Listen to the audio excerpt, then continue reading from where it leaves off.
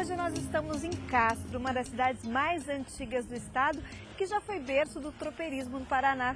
Era por esse rio que passavam as tropas que vinham do sul a caminho de Sorocaba. Quem vai nos contar um pouquinho dessa história e nos conduzir num passeio por Castro é a professora Araci Pianoski. Tudo bem, professora? Tudo bem. Foi aqui que a cidade começou? Realmente foi nessas imediações, porque o rio aqui tinha um val. Val é uma parte do rio que se presta para travessia de animais. Mas Iapó significa rio que alaga. As tropas chegavam aqui e nem sempre encontravam um rio propício para a travessia. Então eles tinham que acampar, ficar parados por até meses. Isso deu origem a um pouso, que se chamou Pouso do Iapó. E conta a história que chegava a ter milhares de mulas esperando o momento da travessia. E acampavam por aqui? Nas imediações, esperando que o rio baixasse. Então se formou o Pouso do Iapó e onde hoje está a Vila Rio Branco, era chamado Ronda, porque onde estavam os mangueirões, os cercados, para acomodar os animais até que pudessem atravessar o rio. E desse pequeno pouso, que foi crescendo, foi ficando conhecido, foi crescendo e se transformou em freguesia. Porque para existir a freguesia é necessário que haja uma capela e um pároco. Então logo foi erguida uma capela e havia um pároco, ela foi elevada à freguesia. Mais tarde foi elevada à vila. Os tropeiros passavam muito tempo aqui, né? Às vezes era necessário ficar 3 meses. Para que o Por rio isso que baixasse. tem até a casa do tropeiro aqui, tem um museu, né, que conta um pouco da história deles. O tropeiro é uma referência à importância que o tropeirismo teve na cidade, porque nós nascemos do tropeirismo. Castro, o rio Iapó não é só um adereço para Castro, é o berço de Castro, né? E esse ciclo do tropeirismo foi de muita importância econômica para todo o Brasil, porque daqui saíam os tropeiros, iam para o sul buscar as mulas, porque era proibido criar mula no Brasil. Então eles pegavam as mulas que eram trazidas da Argentina e voltavam e iam ser vendidas na feira de Sorocaba. E essas mulas iam abastecer as minas de ouro de Minas Gerais, de Ouro Preto, de Vila Rica, né? E faziam o transporte do cascalho, do ouro até o litoral. Tudo era feito em lombo de burro. Isso deixou de existir quando foi construída a estrada de ferro? E nós estamos aqui, ao lado, vemos a estrada, a ponte de rodagem. Essa ponte é a ponte nova. Antigamente, a primeira ponte que foi feita era de madeira. E o barulho, muitas tropas ainda passaram pela ponte de madeira. O barulho era ensurdecedor, era muito forte. Depois, no governo do Manuel Ribas, que era casado com a castrense, e diz até a lenda que como governador ele foi excelente prefeito de Castro, essa ponte foi construída já no governo dele. Agora, a ponte de ferro que nós vemos ali do lado tem uma importância também muito grande, porque com o advento da linha férrea em todo o Brasil, perdeu razão de ser do tropeirismo, né? Porque daí as cargas todas eram feitas pelo trem, né? Pelo trem. Essa estrada foi construída faz tempo? Ela conta mais de 100 anos. E também a importância da ponte foi que, graças a ela e à linha férrea em geral, vieram os primeiros imigrantes para Castro, que foram alemães e poloneses, porque eles eram especialistas em obras de acabamento, como pontes, essa ponte tinha até 2 frontões bem bonitos que foram arrancados no decorrer do tempo e não sabemos dizer quando. Então, tudo isso, a ponte tem esse papel de ter sido o motivo de trazer os primeiros imigrantes e de ter fechado o ciclo do tropeirismo. Castro é uma cidade que tem uma mistura mesmo de raças? Muito grande. Então nós tivemos os alemães, os poloneses, italianos. E especialmente os holandeses. Depois, há 70 anos, 75 anos em Carambeí, os holandeses. E nos anos 50 os japoneses, que vieram aqui na cooperativa Cotia. E essa mistura dá qual cara para a cidade?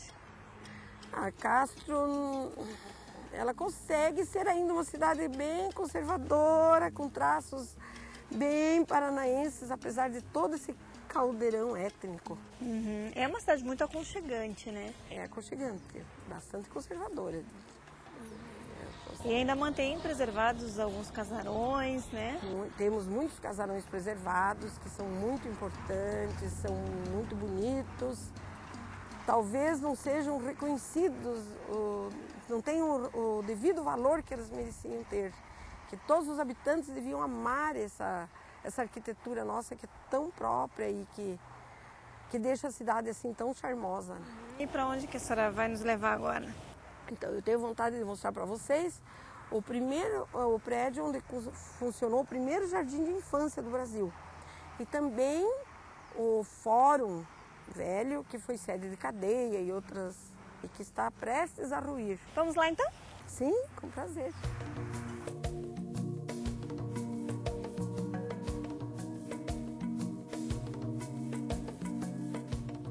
Eu quis trazer vocês aqui porque nesse prédio funcionou o primeiro jardim de infância do Brasil, sob a direção de Emília Eriksen. Isso foi quando? Em 1860, por volta de 1860. Então vamos conhecer. Quem vai nos dar os detalhes é a Nilceia. Nilceia, por que foi criado então esse jardim de infância, o primeiro do Brasil, aqui em Castro? Na verdade foi criado pelo método Fribel. O método Fribel é um método alemão que Emília Eriksen, numa das suas viagens para a Alemanha, ela conheceu o senhor Friedrich Fribel. Então ele passou para ela esse método e ela, vindo de volta para o Brasil, ela aplicou nessa casa em 1862. E quem foi Emília? Era uma pernambucana que casou-se com um dinamarquês e nessas viagens que foi onde ela pegou esse método e vieram residir em Castro. Daí ela veio morar aqui e resolveu criar um jardim de infância, porque ela achava que era importante que as crianças pequenininhas já começassem a estudar. Sim, crianças a partir de 4 anos, ela já colocou todos os credos, para ela não importava os credos. Então nessa casa, em 1862, ela começou desde o filho do escravo até o filho dos fazendeiros, porque ela achava muito importante as crianças já serem disciplinadas na área do estudo desde criança da infância. E como é que era esse método assim? Esse método, a criança aprendia de acordo com o seu QI de inteligência. E como prêmio para incentivar com que as crianças estudassem, se interessassem pelos estudos, eles passavam o final de semana com a professora. Então, para eles, isso era assim uma grande alegria, um grande prazer. Inclusive, na viagem de Dom Pedro, segundo para o Brasil, ele esteve nessa residência, ele conheceu o trabalho dela, então ele cita isso no livro dela por ser assim, para a época, já um estudo bem avançado para a criança nessa idade. E hoje funciona a Casa da Cultura aqui? Então, hoje nós temos aqui exposições itinerantes de 30 em 30 dias e temos também o nosso arquivo municipal, que é um pouco da memória da cidade, desde documentos assim que fala de escravos que entraram. Um pouco da história da cidade está guardado aqui. Desde da época dos escravos até roubo de galinha. É mesmo? É, bem interessante o nosso acervo. Bem pertinho da Casa da Cultura, também na antiga Rua das Tropas, uma outra construção chama atenção pelo estilo arquitetônico e pelo abandono. O Solar do Duarte foi construído no começo do século passado. E é muito triste para uma cidade ver um prédio assim tão bonito, tão histórico, ir ruindo aos nossos olhos sem ter nada para fazer.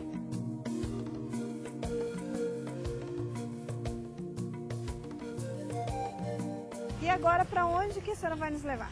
Agora nós podemos fazer um giro pela Praça da Matriz e daí eu quero ir ao cemitério municipal, mostrar para você o túmulo de Francisco Xavier da Silva, que foi governador do estado. Em volta da Igreja Matriz que ficam construções que contam um pouco da história da cidade, algumas tombadas pelo patrimônio histórico.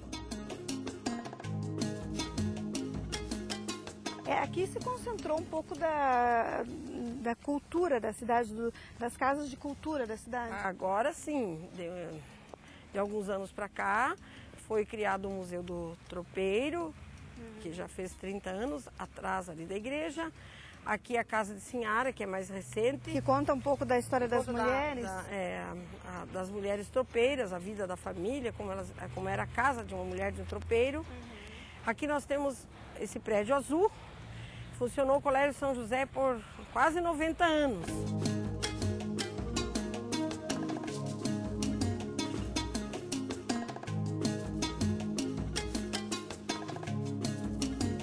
Por que a senhora nos trouxe no cemitério da cidade? Olha, eu quis trazer vocês para conhecer o cemitério porque nós temos aqui túmulos do século XVIII e de pessoas ilustres como este, que é o jazigo de Francisco Xavier da Silva, que estão vendo que é um jazigo grande, importante, e que hoje está totalmente abandonado. O Francisco Xavier da Silva foi Uma personalidade importante, né? Foi governador do estado e depois, quando morreu, era senador da República. E ele era de Castro. Ele era nascido em Castro, é um castrense. Assim como o Vicente Machado, que também é um castrense. Ambos foram governadores do estado. E a gente vê que esse túmulo é antigo e ele é cheio de símbolos, né? Sim, tem o símbolo da maçonaria, que é aquele triângulo com olho, né? E há outros túmulos parecidos, porque foram construídos todos pelo mesmo artista, chamado Antônio Aiello. E na época se fazia até uma propaganda Sim, do trabalho dele, né? Revistas anunciando quem quisesse fazer uma capela, um jazigo mais pomposo, que poderia encomendar. E a gente vê que tem muito disso, né? Muita ostentação. Aqui podemos ver muitos ao redor.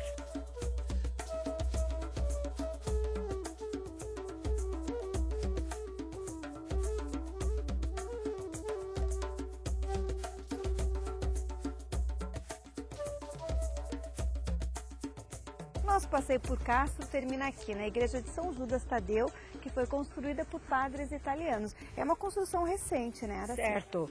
Esses padres italianos são da congregação Cavanes e estão radicados em Castro por volta de uns 30 anos. E qual que é a importância dessa igreja? A importância da igreja é que ela guarda uma via sacra, os 14 passos da via sacra, pintados por Orlando Matos, um pintor nascido em Castro. E qual que é a característica da obra dele? Olha, ele faz um estilo assim Portinari, modernista, e é bem significativa.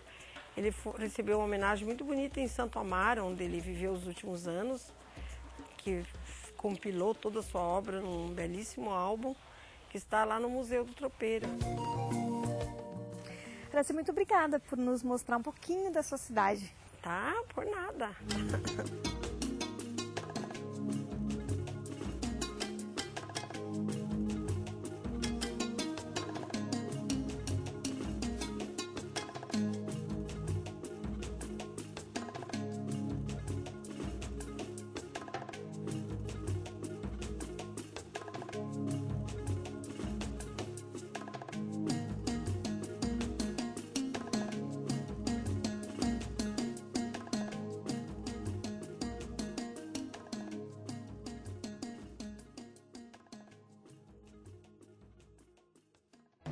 Música